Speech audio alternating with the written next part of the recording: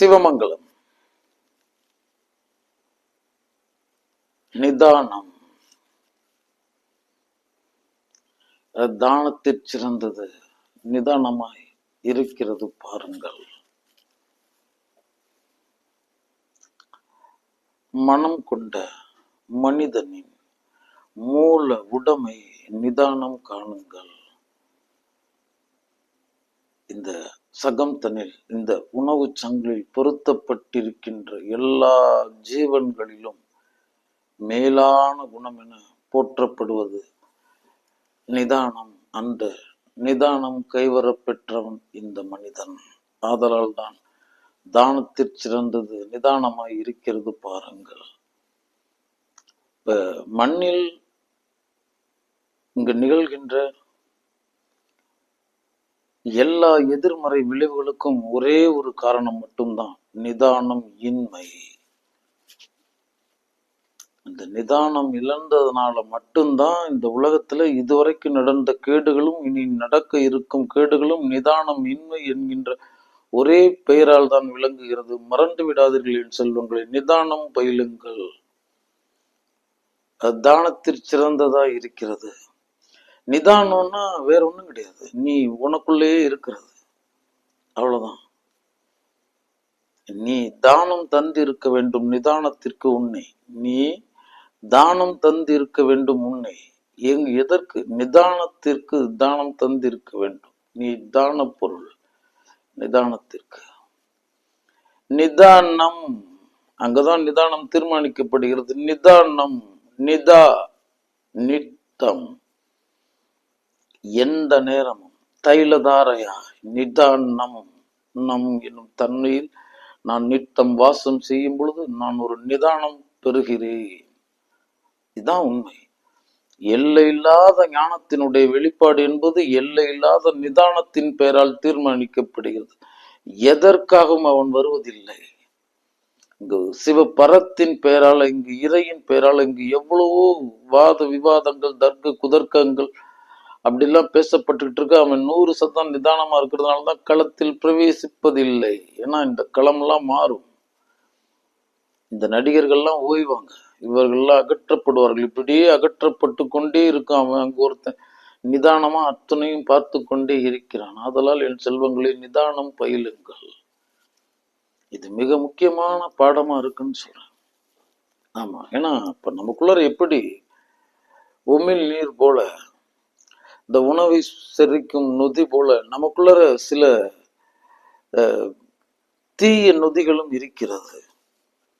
இப்போ ஒரு கோபத்தின் வேலையில, வக்ர உக்ர விரோத துரோக பாவத்தின் வேலையில ஒவ்வொன்றிலும் தனித்தனியான நொதி சுரக்கிறது. அந்த நொதி அங்கு அதன் பெயரால இருந்தது.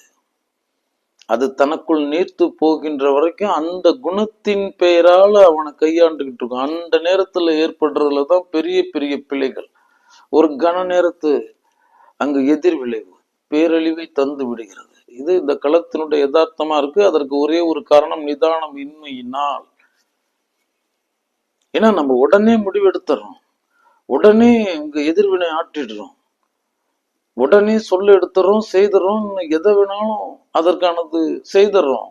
அது இல்ல, நிதானப்படுறதுன்னா 100% நீ உனக்குள்ளாரையே நிற்கிறது. முதல்ல பாரு, முழுசா பார். பாவப்பட்ட மனிதர்கள் பந்தப்பட்ட மனத்தோடு அவர்களையும் அறியாத அவர்கள் அங்கு நடுக்கத்துடன் இருக்கிறார்கள். அந்த உண்மை அவர்களுக்கு தெரியவே தெரியாது. இதான் உண்மை.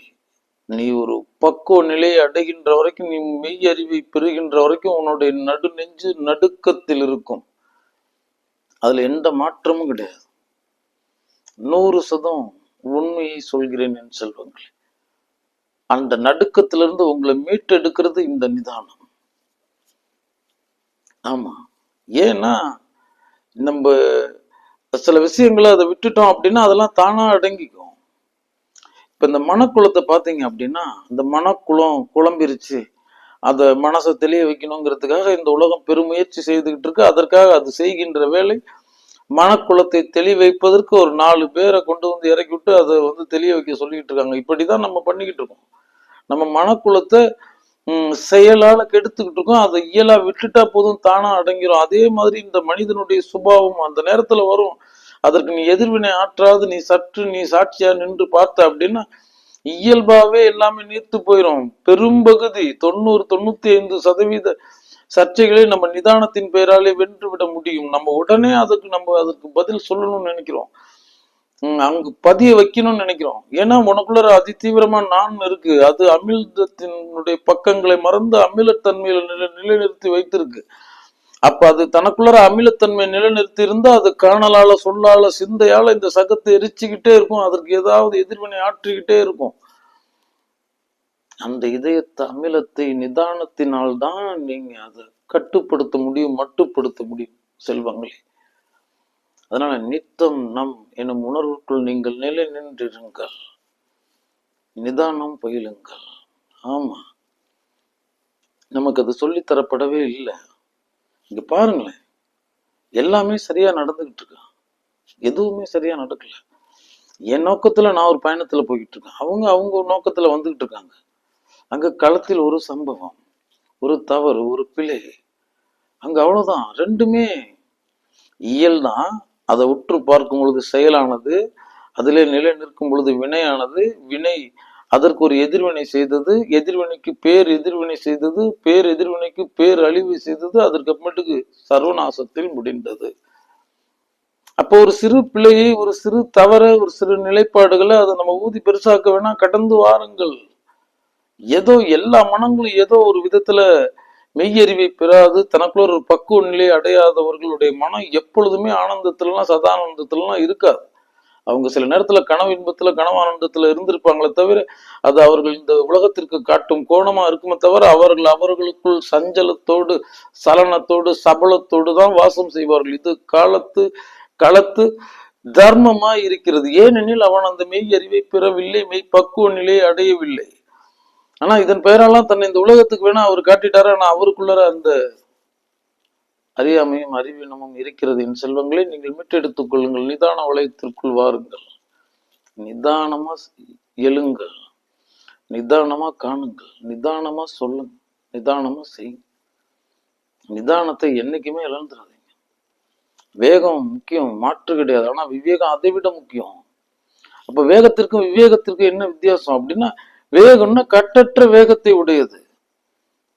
கட்டற்றது வேகத்திற்குன்னா அது போறதுக்கு உதவும். ஆனா இங்க பாதை நேரம் இல்லையே, வளைவுகள் இருக்கு, கோணல்கள் இருக்கு, இங்க எல்லாமே வேற மாதிரி இருக்கு.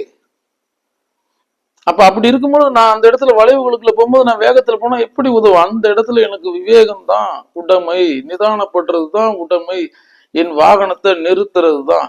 அப்ப வேகனும் வேகமாக செல்கிறான், விவேகனும் வேகமாக செல்கிறான். ஆனால் விவேகன் அங்கு நிறுத்தத்தை உணர்கிறான். நிறுத்தம் வரும் முன்பே அவன் தன் பயணத்தை வேகத்தை குறைத்துக் கொள்கிறான்.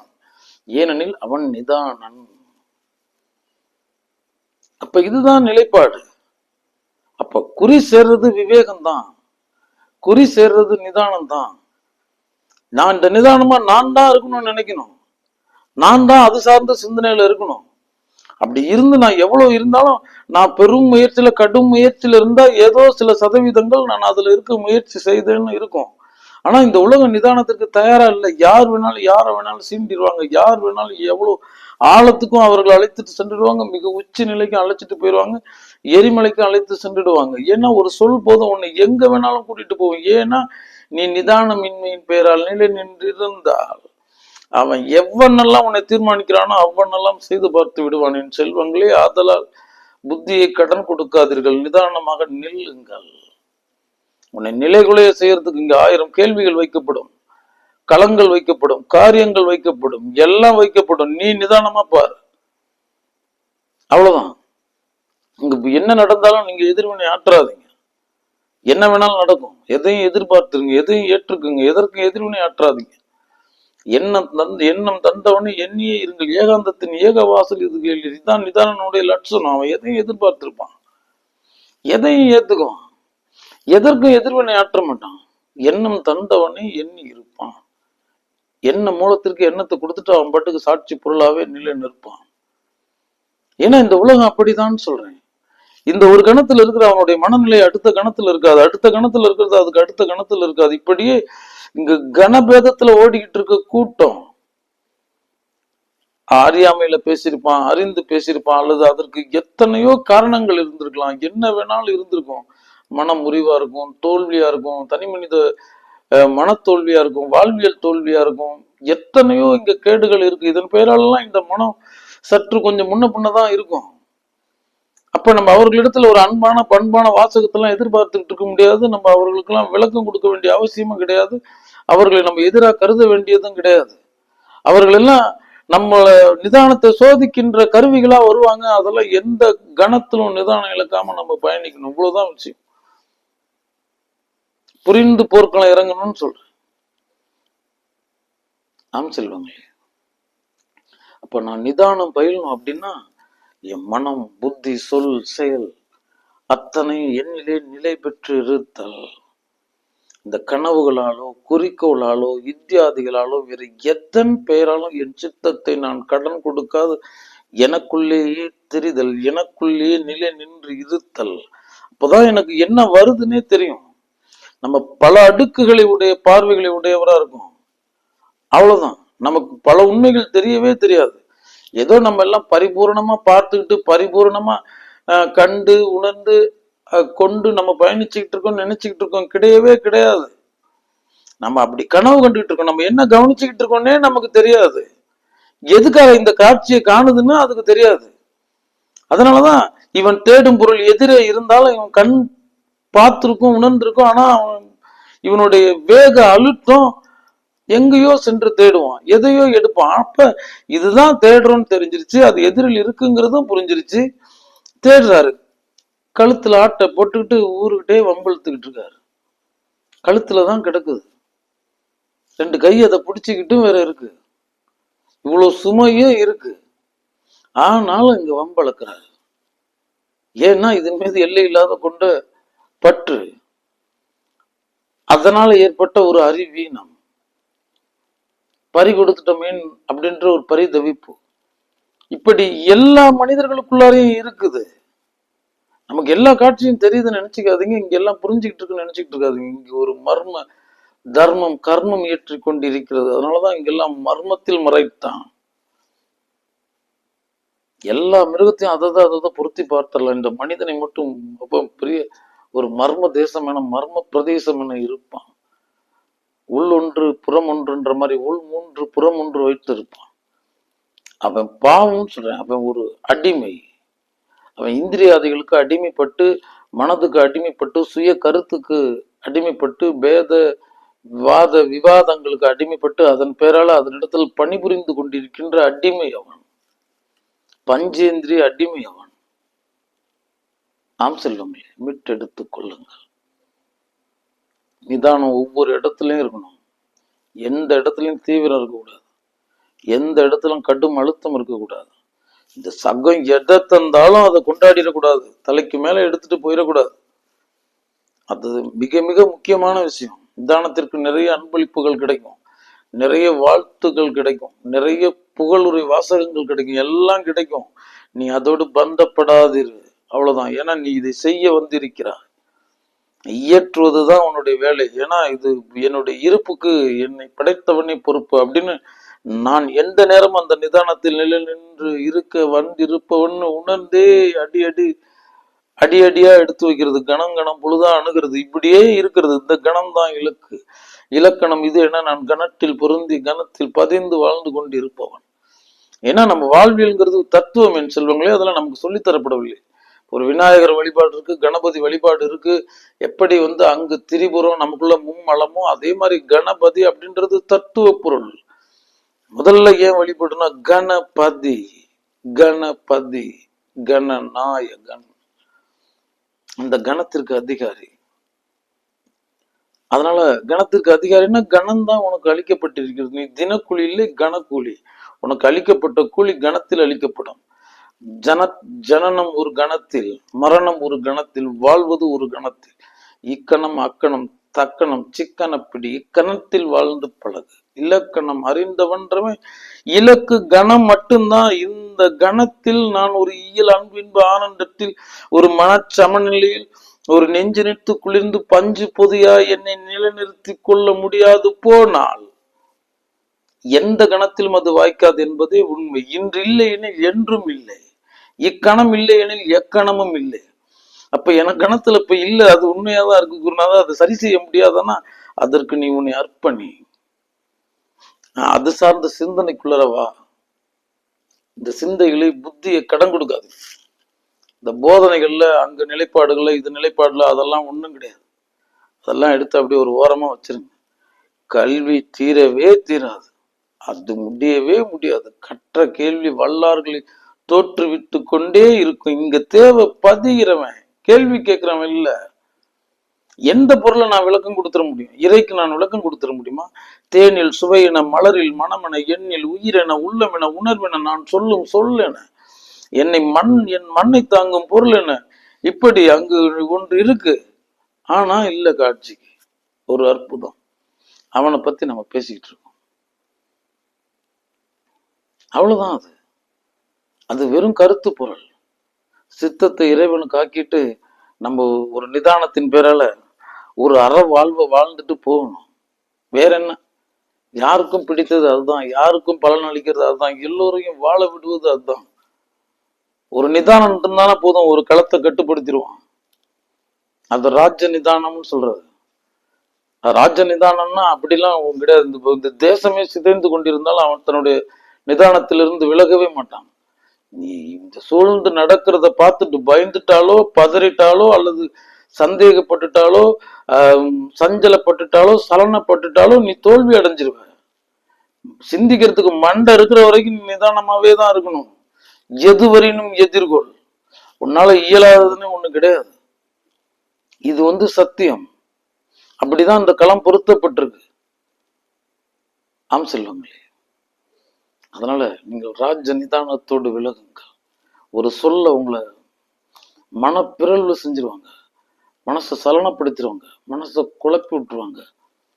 உன் உயரம் உனக்கு தெரியும், உன் வலிமை நீ அறிவாய், உன்னை நீ அறிவாய். அவ்வளவுதான். இந்த உலகத்துக்கு நான் எப்படி சொல்ல முடியும்? என்னில் இருந்த ஒன்றை நான் அறிந்ததில்லை, என்னிலே இருந்த ஒன்றை யாவர் அறிய வல்லரு.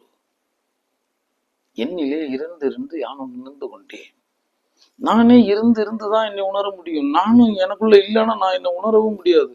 நானே உணர முடியாத நிலையில இருக்கிற என்னை இந்த உலகம் எப்படி உணர்ந்திருக்கும்? அப்ப நான் ஒரு உணர்வு பொருளா இருக்குன்னா இருந்து உணர்ந்தேன். இருந்ததுன்னு இருந்தபடி இருந்து காட்டி அவர் சொல்லாமல் சொல்லுவார், நான் நினையாமல் நினைந்து அங்கு அவன் திருஅடி நீல நிலையில் சேர வேண்டும். இவ்வளவுதானே. நிதானம் பயிலுங்கள் என் செல்வங்களே, நித்தம் நமக்குள் பெற்றிருங்கள். எந்த காட்சியும் நம்மளை பகைச்சிடக்கூடாது, எந்த காட்சியும் நம்மளை அதிர வச்சிடக்கூடாது, எந்த காட்சியும் பார்த்து அதிசயப்பற்றாதீங்க, அற்புதப்பற்றாதீங்க. இந்த உலகத்துல இருக்க ஒரே ஒரு அற்புதம் நீ, இந்த உலகத்துல இருக்க ஒரே ஒரு அதிசயம் நீ. அவ்வளவுதான். உன்னை விட அதிசயமான அற்புதமான பொருள் ஒன்று ஒன்று உண்டெனில் அது உன்னை செய்த இறையாய் தான் இருக்க முடியும். இங்க துளிகளுக்குள்ள பேதமே கிடையாது. அடி தரை கரை அறுத்து கடல் கடல் அதனுடைய துளியா நீங்க இருக்கீங்க. அப்படியே நீங்க எல்லா துளிகளும் சமமா தான் இருக்கீங்க. அதுல அவன் செய்த அற்புதம் உன்னுடைய முகவரியும் இருக்கிறது. உன்னை கழிச்சுட்டா அவனும் அங்கு இல்லை. முகம் இல்லாதவனுக்கு 3000 கோடி முகங்கள். அந்த 3000 கோடி முகங்கள் என் முகமும் ஒன்று. இந்த முகத்தை கழிச்சுட்டா அந்த முகமும் இல்லை.